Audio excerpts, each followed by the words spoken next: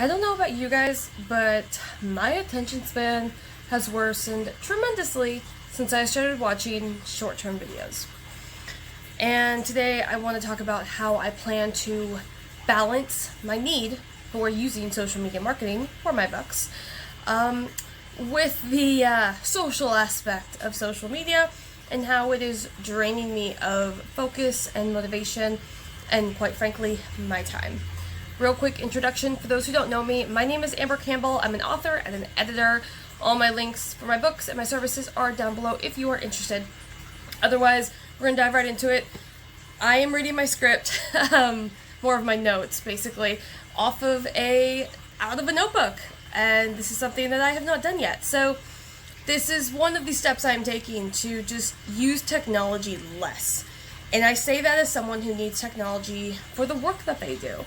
So if I already need it for my work, I want to try to refrain from it as much as possible in my personal life. When I work on anything, I need noise stimulation, whether it's eating, playing video games, or watching long-form videos on my TV. I recently watched an Aperture video, and I'll link it down below, on the overload of stimulation and decision-making we endure while relaxing with our quick entertainment. And that's just no longer working for me. Something he brought up, and I'll talk about this again later, but it's basically how choosing to watch or not watch a 20 to 30 second clip takes away some of the energy from our decision-making reserves, and wasting it on these 20 to 30 second clips is what makes it so difficult when I actually need to make a decision in regards to, do I want to do the dishes right now, or do I want to go get some groceries for the week, or run these errands, and things that actually make a difference and matter in my day-to-day life. Now, as I mentioned, I do need technology for the work that I do. As an author, and you can even collectively use the term artist to encapsulate everybody in this field, social media is how I need to find my audience and have to sell my creative work. About 80% of my social media marketing is done on Instagram.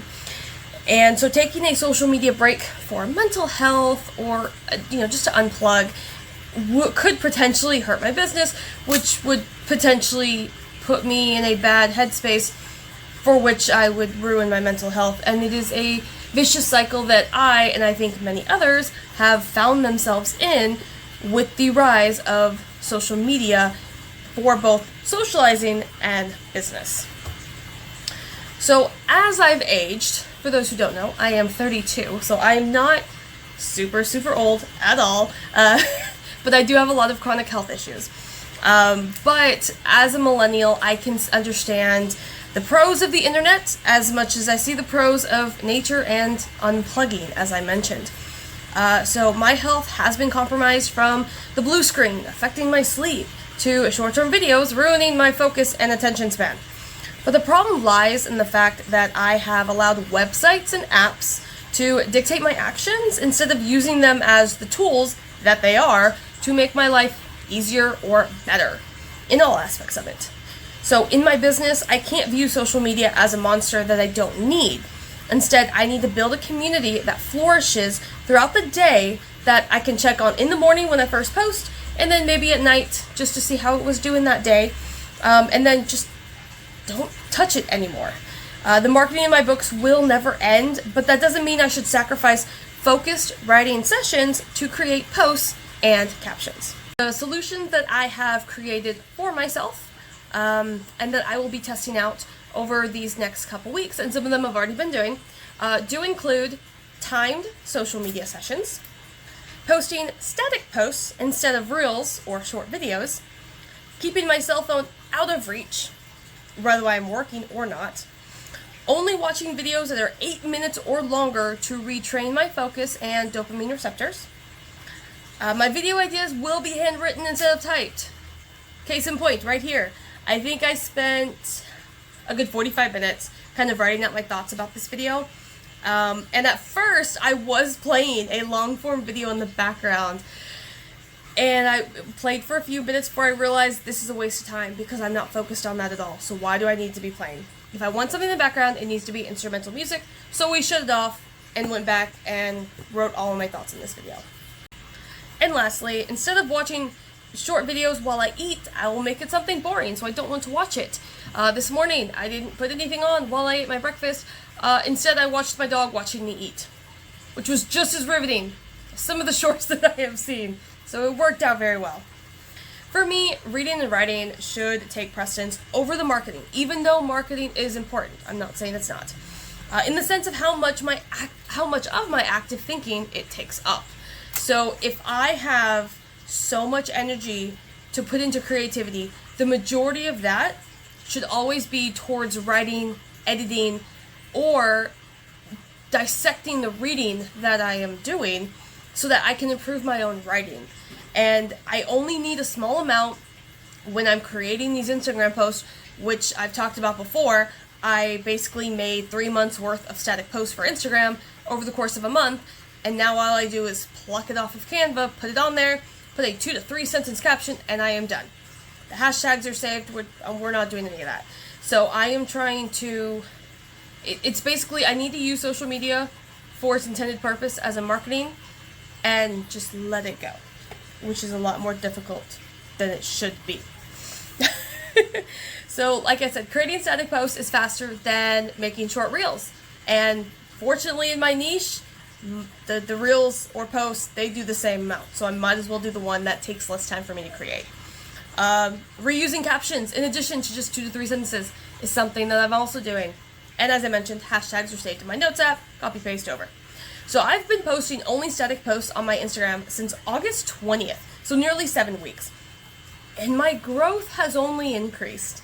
So in the last 3 months, my follower count has increased by about 40%, and I am consistently getting 4,000 impressions for every 28-day cycle, regardless of what it is, whether it is a story, a post, or a reel, which is 10 times the amount of followers I currently have of the day this video is posting. So I don't need to spend time making short videos to find new readers or even to find other poets to create more of a community with.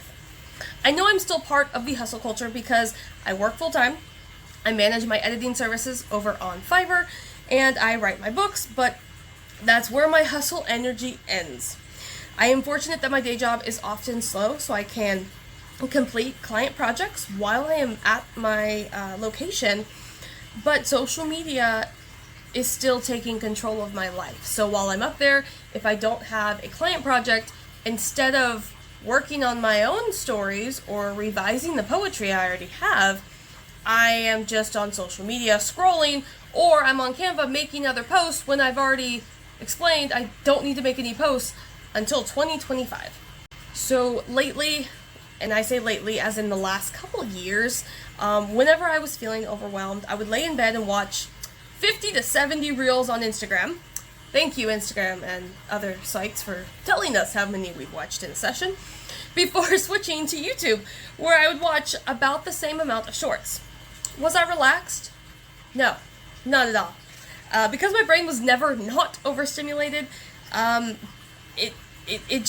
wouldn't shut off, so that when I actually needed to speak to my husband or my family or my friends, I felt overwhelmed that they were requiring energy of me that I had wasted on these videos. Playing the video game or reading the book keeps me in that one place, whereas the videos I'm taking to 50 to 70 different places and people, and it's overkill, essentially. So if I grow weary of one, like if I grow weary of the video game, I just turn it off and I start reading a book, or I go outside and play with the dog, and it is much easier for my nervous system to regulate that change. And another issue was that if I wanted to stop playing the video game or stop reading the book or come back inside, I didn't have that easy of an option choosing that when I was watching short videos. It was just simply, I don't like this, so I kept scrolling and kept scrolling.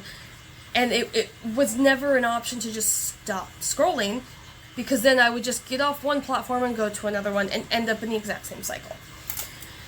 My goals for the foreseeable future: I will be taking a proactive stance on timing my sessions on Instagram, so when I post.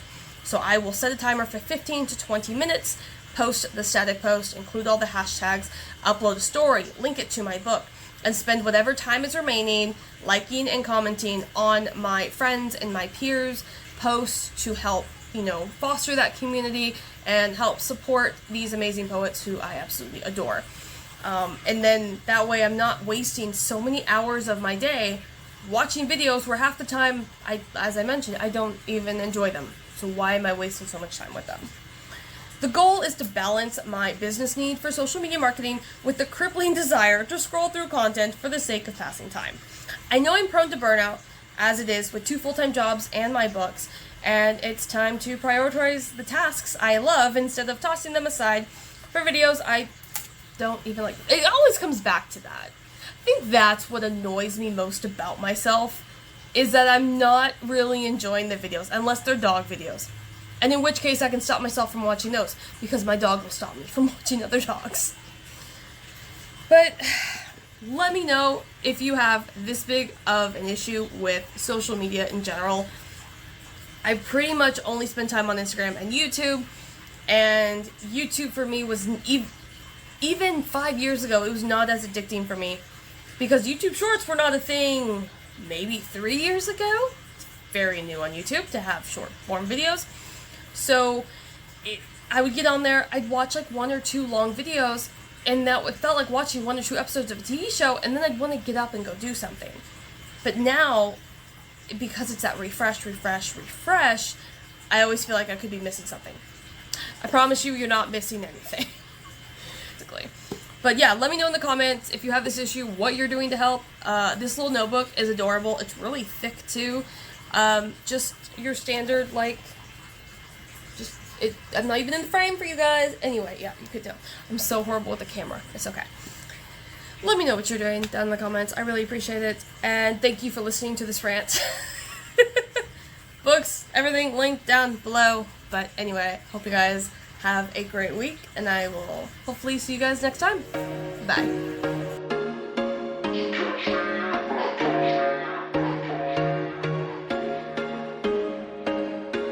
There was once a day that I would pray for you. I'd go and misbehave just so you'd notice too. Sneaking looks up and down from across the